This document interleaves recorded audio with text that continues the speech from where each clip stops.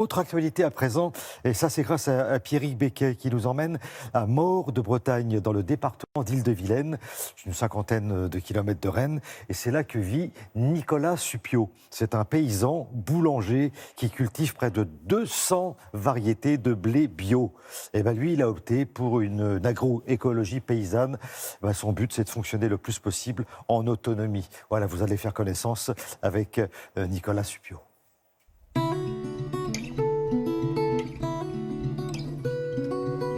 Le secret du pain est d'abord dans la qualité des semences qu'on utilise.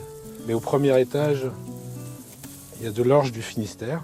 Ensuite, un petit peu plus haut, il y a de l'épeautre. Il y a les blés du pays de Redon, vous avez là. Et le dernier étage, c'est le seigle.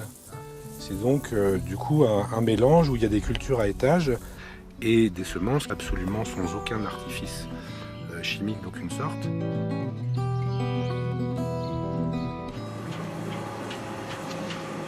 Voilà, alors c'est ici la meunerie, c'est là que le blé passe sous cette meule de granit et est transformé en farine.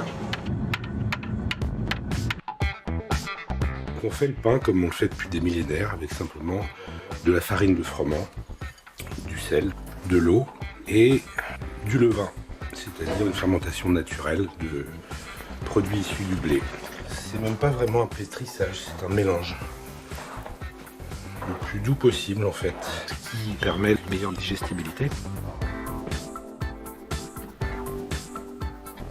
Alors si vous montrez ça à un artisan boulanger, il va vous dire mais on ne peut pas faire du pain avec ça. Parce que les blés modernes, ça fait une pâte qui est très très élastique. Donc ça c'est un blé qui serait considéré comme impanifiable. Et pourtant c'est ceux que moi je sélectionne et que je trouve les meilleurs pour faire le pain au levain traditionnel. Les gluten des blés de pays sont beaucoup plus délicats, sont plus digestes et plus faciles à rendre digestes.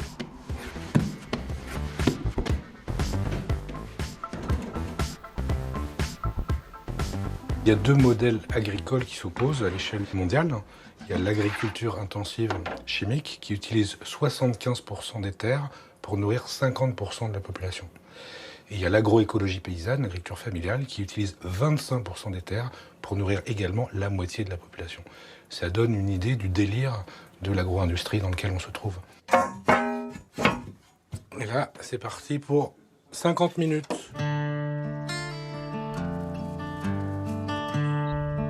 Alors, de quoi vous êtes le plus fier? Le plus fier, c'est de pouvoir faire la démonstration qu'on peut se nourrir et nourrir ses voisins avec des pratiques agricoles réellement durables. Il faut à peu près 0,4 hectares pour nourrir une personne par an. Si en France on voulait redevenir autonome et nourrir toute la population, c'est parfaitement réalisable largement avec des modes d'agriculture comme le mien. Et une ferme comme la nôtre, d'une quarantaine d'hectares, devrait pouvoir nourrir une centaine de personnes. Ce qui est réellement tout à fait accessible. Et si on y parvenait, on réglerait énormément de problèmes, on créerait énormément d'emplois et on arrêterait de dévaster l'environnement.